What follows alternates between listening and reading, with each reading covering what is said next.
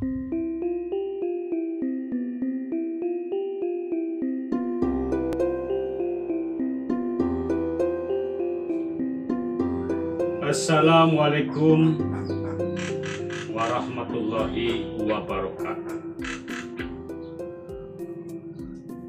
Sahabat, rekan-rekan,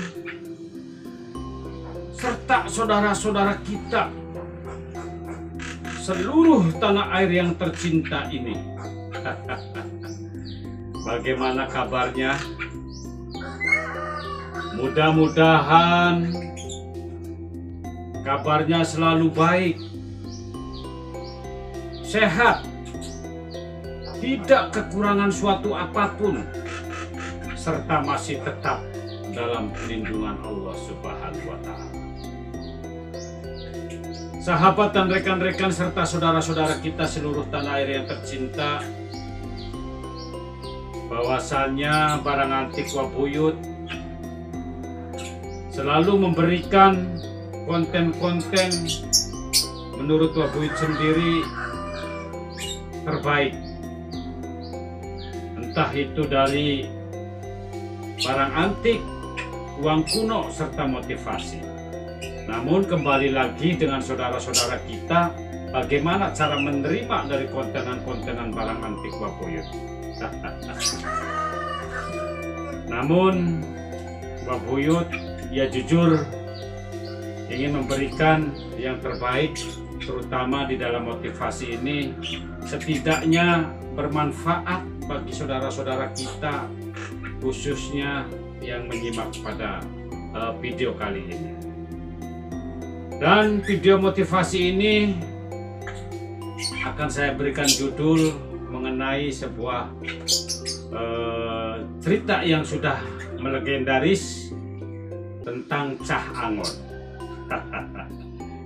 Cah Angon ini itu merupakan sejarah dan nyanyian yang penuh dengan makna dan motivasi, bahkan sekaligus menjadikan sebuah sejarah dari zaman para waliullah dulu, tokoh agama kita. Sahabat dan rekan-rekan serta saudara-saudara kita seluruh tanah air yang tercinta, dalam motivasi ini satu hal, ketika Cah Angon ini dalam arti atau kata istilah yang lain, yaitu seorang pengembala. Namun yang dibicarakan apa yang digembalakan oleh Cah Angon ini, nah, terutama menurut penafsiran tentunya berbeda-beda, namun kebenarannya tetap milik atau hak Allah.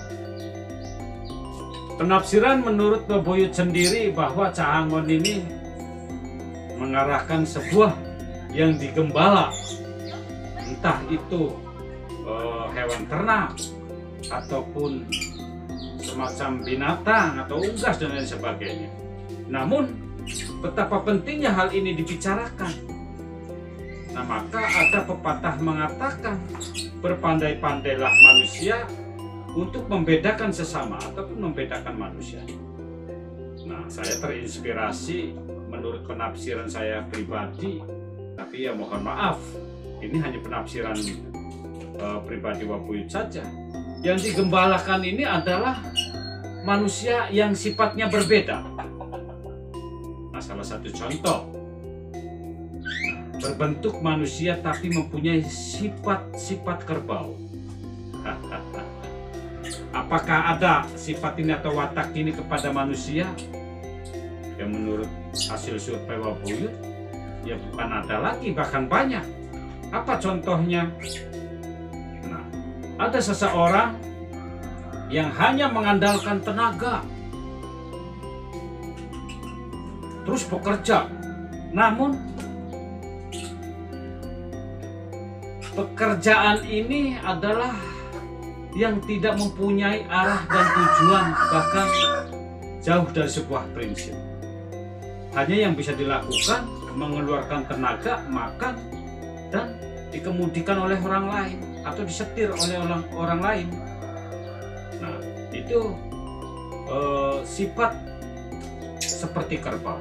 Boleh kategori kasarnya itu dungu. Jadi harapan Wabuyut ketika orang seperti ini perlu belajar memahami arti sebuah yang digembala tadi kerbau, supaya kita tidak dungu, tidak disetirin oleh orang lain, tidak hanya cuma mengandalkan tenaga, kemudian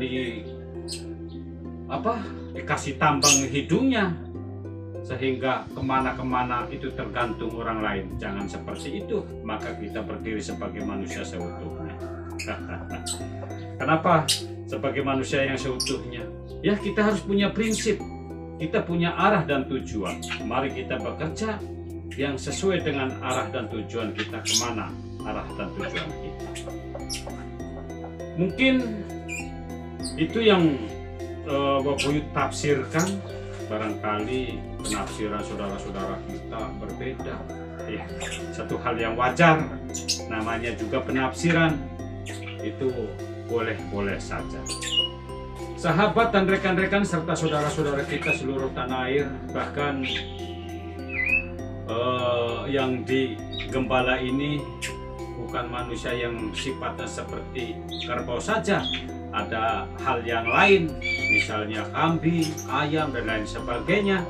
Itu ada sifat-sifat hewan yang terdiri kepada manusia. Maka selalu berharap kalau manusia ya harus pandai membedakan bagaimana sifat-sifat manusia. Namun hal demikian kita kembali kepada Yang Maha Kuasa, kepada Tuhan kita, yaitu Allah Subhanahu wa Ta'ala. Semuanya adalah Allah yang akan menentukan segalanya. Namun apa salahnya Wabuyut memberikan motivasi agar senantiasa kita bangun, kita berdiri, dan kita berjalan sesuai dengan prinsip dan arah juga tujuan. Sahabat dan rekan-rekan serta saudara-saudara kita seluruh tanah air yang tercinta, intinya Wabuyut memberikan motivasi ini agar yang tadi selalu mengeluarkan tenaga banyak yang tidak punya prinsip, maka ini menggugah agar mempunyai prinsip dan tidak harus mengikuti perintah orang saja, akan tetapi mari kita bangun dari hati kita agar menjadi manusia yang punya prinsip dan punya arah dan tujuan. Mungkin itu saja yang perlu disampaikan, kurang lebihnya ya Wabuyut mohon maaf, terutama dalam pemaparan maupun motivasinya ataupun tempatnya, aksesorisnya kurang berkenan. Ya Wabuyut mohon maaf, barangkali ya tadi biasa-biasa saja motivasinya, ya tidak jadi masalah. Namun intinya adalah Wabuyut ingin memberikan yang terbaik. Kemudian Wabuyut mohon undur diri. Berjumpa lagi pada kesempatan video berikutnya. Akhir kata, wabillahi taufiq wal hidayah. Wassalamualaikum warahmatullahi wabarakatuh.